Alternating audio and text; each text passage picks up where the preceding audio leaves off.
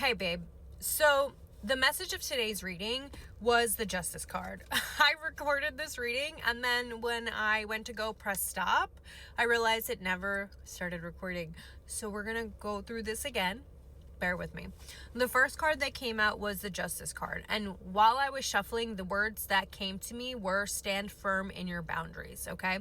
So, when we are hearing stand firm in our boundaries, what does this tell us? This is telling us that there is a possibility that today, tomorrow, in the next 24 to 48 hours, there's going to be instances where the boundaries that you have set between people, places, things, events, situationships, whatever the case may be for you, your specific boundaries that you have set are going to be tested. Why are they tested? They are tested to see whether or not we are sticking to what it is that we are saying, making sure our word is our bond, okay? And also allowing ourselves to remain an integral part of our reality, meaning allowing ourselves to remain the main focus in our reality and making sure that our cup is the one being filled first.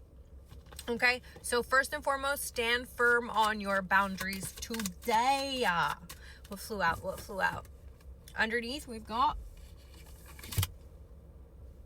okay, and Nine of Pentacles with the Three of Cups. Okay, so what this is telling me is like, yes, you definitely need to celebrate the foundations that you have placed because of these foundations, you are now moving into calmer waters, right? These foundations have quite literally caused tower moments to happen for you in the past. And because of this 144, you are now anchoring in your highest potential, the Sun card, okay? When we have the Sun card, this is one of the happiest cards on the deck. This is you shining your ultimate light, standing in authenticity, feeling like a child again, like feeling like the world is beneath your feet. Literally liberated is what I'm hearing. You're liberated, okay? So stand firm in your boundaries. Also, my left ear started to ring. So you could have an incoming message coming in. It could also be from like a feminine energy because left side of the body is correlated to feminine energy. Okay, so maybe it might be having to deal with you setting boundaries with other females in your life. And again, it doesn't have to necessarily be that, but just keep that in mind.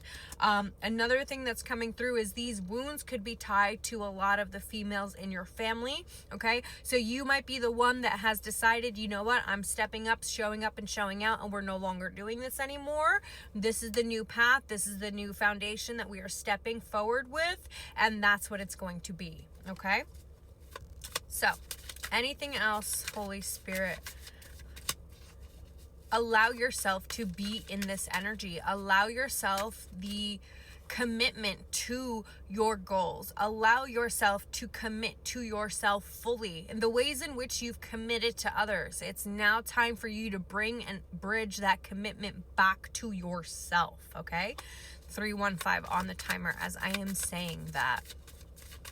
Just allow. I keep hearing allow. And when we allow, we have to surrender, okay? So in order for us to allow things to happen, think about what it is that you want to allow, and then think about anything that you may have to surrender to have that. And remember, surrendering is not a helpless act. Surrendering is one of the most humble and empowering acts that you can do, because you are quite literally letting the Creator know, listen, I trust you and I'm surrendering everything to you, because I know in my heart and soul there are things that my small human mind cannot comprehend at this time, and that is okay. And I'm willing to learn, and I'm willing to go higher. Okay?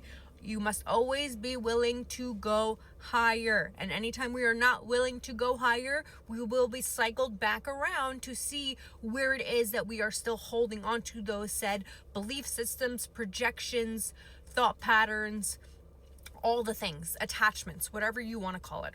Okay? Okay, let's keep going.